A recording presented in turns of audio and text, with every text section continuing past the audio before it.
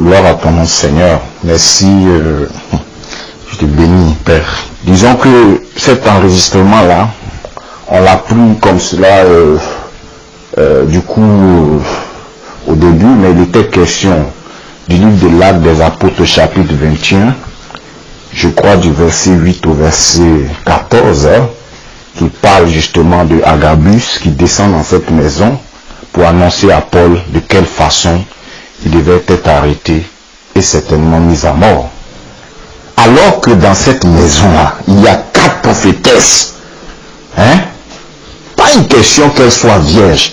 Mais Dieu, il ne met jamais les mots comme cela de façon anodine. Le fait de dire qu'elles sont vierges, ça exprime l'innocence. Donc c'est-à-dire que c'est des personnes qui sont pures, des personnes qui, certainement, dans leur vie spirituelle, ont un engagement assez sincère face à Dieu. C'est-à-dire qu'elles sont potentiellement des candidates à dire à Paul qu'elles ont sous le même toit ce qui va lui arriver. Donc, elles sont véritablement, on va dire, à la manière des hommes, on va dire qu'elles devraient, elles, recevoir cette information capitale. Et pourtant, l'Esprit de Dieu se saisit d'Agabus, un frère chrétien, un frère qui aime Jésus, qui se trouve certainement dans une communauté là-bas, dans une autre église là-bas, depuis des jours, qui entend qu'il y a Paul qui est arrivé, et il se lève, conduit par le Saint-Esprit, et débarque dans cette maison. Il a dû certainement saluer, et la parole de Dieu nous dit que il se saisit, n'est-ce pas, de la ceinture de Paul.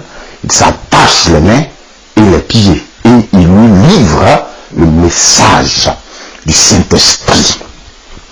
Chers frères et sœurs, certains se lèvent pour parler au nom du Saint-Esprit. Mais qui les a envoyés? Je te dis, qui t'a envoyé? Tu continues à parler, à parler. Le Seigneur m'a dit, le Seigneur ne t'a rien dit. Le Seigneur ne t'a rien dit. Le Seigneur ne t'a rien dit. Inspire-toi donc de ces jeunes prophétesses qui étaient dans cette maison, qui auraient pu être choisis par Dieu, et le moins parmi elles, comme à l'image des 10 vierges, 5 sages, 5 un peu comme cela, disons inconscientes. Le Seigneur n'a même pas choisi une, à qui dit cette information à Paul, son serviteur, qui était là, dans la maison depuis des jours. Mais il s'est saisi de quelqu'un qui est venu de là-bas. Pourquoi? Parce que, sans rien enlever à ces 4 jeunes sœurs, mais c'est que quand Dieu t'a envoyé, c'est ainsi que ça se passe. Il te prend ailleurs, pour ne pas d'ailleurs même mettre une question de une question de doute, n'est-ce pas? Ces jeunes sœurs-là, si elles parlaient, quelqu'un aurait pu dire qu'entre-temps, elles sont au courant des projets de Paul, il doit se rendre à Jérusalem. Les gens savent qu'il doit se rendre là-bas. Parce que quand on lit vers la fin de ce passage, on nous dit que ceux qui étaient là ont tenté d'en dissuader Paul de monter à Jérusalem. Donc Paul avait ce projet-là, n'est-ce pas, en marche là. Il devait aller, il a dit, l'informer, je monte sur Jérusalem. Le Seigneur m'envoie à Jérusalem, je monte sur Jérusalem. Donc on pouvait dire aussi que dans le processus de manipulation, il pouvait se lever, inspiré par qui? Pour dire, Paul, au nom de Jésus, au nom du Seigneur, ne va pas, parce qu'il va t'arriver ça, va t'arriver ça. C'est de la manipulation. Donc voilà que Dans des églises, il y a des gens, Dieu ne les a pas envoyés, ils se lèvent dans les églises et ils font du théâtre pour mentir aux gens. Ils disent que Dieu les a envoyés pour troubler le troupeau. Mais Dieu, il a envoyé Agabus qui était de l'autre côté. Et Agabus est venu référer exactement ce qui devait se passer. Voilà. Maintenant, l'autre aspect de la question, puisqu'il y en a 3 points. Nous, notre rôle que nous jouons, à vouloir comme cela devenir un obstacle au projet de Dieu. Mais, qu'est-ce que ça signifie? Qu'est-ce que ça signifie donc que de dire à Paul, on vient de t'annoncer que tu vas aller, on va t'arrêter, on va te frapper, on va peut-être même te tuer. Et toi tu veux partir, mais Paul, arrête, tu ne vas pas partir. Ah non, Paul, s'il te plaît, on a besoin de toi. Non, Paul. Puisque Dieu a fait la grâce d'envoyer quelqu'un ici pour venir t'annoncer ça ouvertement, tu veux quoi faire encore? Est-ce que ce n'est pas tenter Dieu, Paul? Dieu t'a dit, et c'est là, toi, tu veux te concentrer pour dire que oui, toi, tu vas aller. Ça ne va pas, Paul. Sinon, pourquoi est-ce que Dieu t'aurait dit? Dieu te l'a dit pour t'avertir de ne pas partir. Et toi, tu es décidé que tu vas aller. Ah, Paul, arrête ça, toi aussi. On a besoin de toi ici. La communauté a besoin de toi. On a besoin de tes lettres. On a besoin de tout ce que tu dois encore faire. Ainsi, nous devenons, n'est-ce pas, des obstacles à l'œuvre de Dieu. Si Paul doit monter à Jérusalem, au su de ce qui va lui arriver, Dieu sait pourquoi. Parce que Dieu sait pourquoi. Au passage, ce Paul-là, il était mieux préparé que tous à savoir ce qui pouvait lui arriver. Il était bien préparé, Paul. Dans l'introduction, qu'est-ce qu'on a dit? Paul, il était zélé. Il défendait une certaine cause avec conviction. Et non seulement, mais aussi avec action. Il était impliqué au premier rang à aller persécuter l'église de Jésus-Christ. Il allait se saisir des disciples de Jésus qu'il faisait jeter en prison, qu'il faisait rouer de coups. Et Étienne en a payé le prix par sa vie. Tout c'est trop.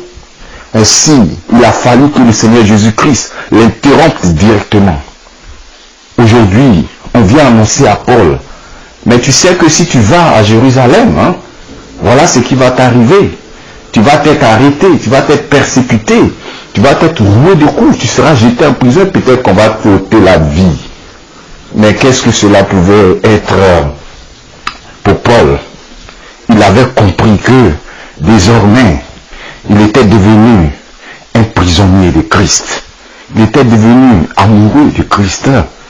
Il était devenu comme cet athlète dont il parle, qui est en pleine course et qui doit faire la bonne course. Qui doit arriver jusqu'au bout. Quelles que soient les vicissitudes, quels que soient les problèmes, il sait qu'il doit courir jusqu'au bout avec son Seigneur et son Sauveur. Quels sont ces athlètes dont il remporte les victoires? Ce sont eux qui acceptent le sacrifice. Ce sont eux-là qui acceptent de combattre. C'est lui, Paul, qui a parlé des âmes, de l'armure du chrétien. Il sait très bien. Donc, nous ne pouvons pas être des obstacles à l'œuvre de Dieu. Quand Dieu veut faire quelque chose, il a un plan. Et s'il nous annonce, nous devons prier. Et cela rejoint le troisième point. En effet, c'est Paul qui fait la bonne action. Parce que qu'est-ce qu'il fait? La parole de Dieu dit que Paul dit, même s'il faut aller à Jérusalem pour subir tout cela, prêt à le faire, mais encore plus à mourir même pour Christ, pour Jésus.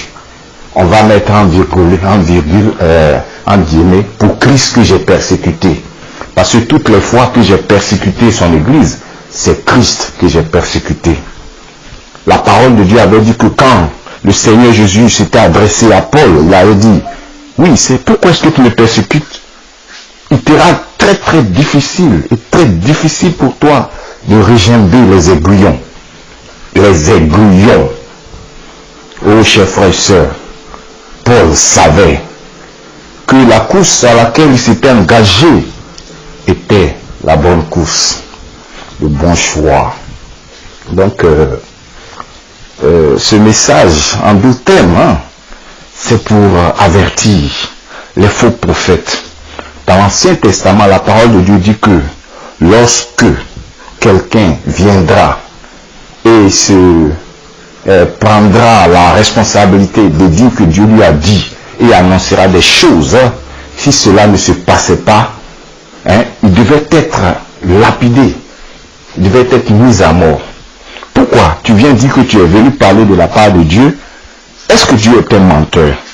Dieu, tout ce qu'il dit, ça s'accomplit toujours. Même si cela va prendre du temps, il nous demande d'attendre que ça va se réaliser. Et c'est pourquoi il dit qu'il parle à ses serviteurs, le prophète. Arrive-t-il un malheur à une ville sans qu'il en soit lui l'auteur? Mais il ne fait jamais rien sans annoncer cela à ses serviteurs, le prophète. Voilà que si tu te permets d'aller annoncer des choses que Dieu n'a pas dit, en disant que c'est Dieu qui a dit, tu fais de Dieu un menteur. Donc tu blasphèmes contre le Saint-Esprit. Parce que c'est le Saint-Esprit qui donne les dons. Et c'est le Saint-Esprit qui donne le don de prophétie. C'est le Saint-Esprit qui inspire, qui donne la pensée de Dieu. Donc quand tu dis que Dieu t'a dit, tu es en train de dire que le Saint-Esprit t'a dit, tu es en train de blasphémer si c'est faux. Mais si Dieu t'a parlé, cela va se réaliser. Donc, les faux prophètes des églises, des derniers temps, je suis le prophète des nations, je suis le prophète international, je suis le prophète de cela. Ils sont en train de blasphémer, ils sont en train de mentir aux brebis et conduire les brebis vers l'enfer. Mais à ceux-là, le Seigneur leur réserve un bien triste sort, à moins qu'ils ne se repentent et qu'ils retournent à la vérité. Seigneur, aussi tu nous invites vraiment à nous soumettre à ta volonté en toutes circonstances. Et il y a un modèle parfait pour nous, c'est Jésus. La nuit de son arrestation et de sa crucifixion, il s'était mis dans ce jardin-là, de Gethsémani, dans lequel il a prié. La parole de Dieu dit que sa prière était si intense que la sueur de son front se transforme en grumeaux de sang. Et il t'avait adressé cette prière. Ô Seigneur, s'il était possible d'éloigner de moi cette coupe.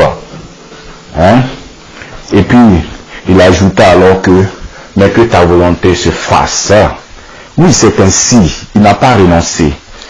C'était difficile, humainement parlant, puisqu'il a revêtu la nature humaine à tous les effets.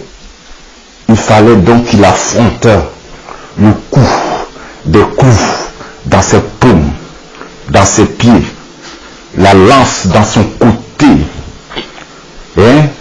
les couronnes de pine sur son front, sur sa tête, les coups, les crachats, les injures lui qui avait fait et qui a fait le monde, qui a fait toutes choses. Il a été assassiné, il a été jugé, a été assassiné, et voilà que il a dit, non pas ma volonté, mais que ta volonté se fasse. Nous, en tant qu'enfants de Dieu, en tant que disciples de Christ, nous devons aussi comprendre que nous devons accepter la volonté de Dieu. Et nous avons fait une analyse sur 3 points. Le premier point était une réflexion sur les prophètes d'aujourd'hui, et par rapport à la lumière de ces 4 prophétesses qui étaient dans cette maison, et le prophète Agabus qui arrive du dehors, pour venir annoncer à Paul cette information. Hein? Donc nous avons retracé, disons, l'histoire comme cela brève de Paul.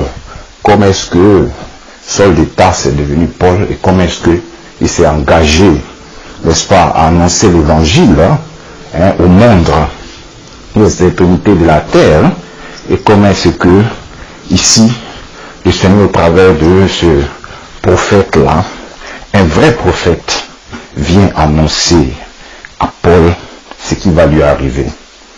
Le deuxième point, c'est la réaction justement de ceux qui sont autour de Paul, qui tentent de l'en dissuader par tous les moyens, hein, en lui disant beaucoup de choses. Et nous analysons alors ce comportement-là. Et finalement, troisième point, nous avons dit ce qu'il convient et juste, il est juste de faire la volonté de Dieu toujours. Que toute la gloire te revienne, Seigneur. Nous t'avons prié et nous avons reçu de toi. Saint-Esprit, béni soit ton Saint-Nom.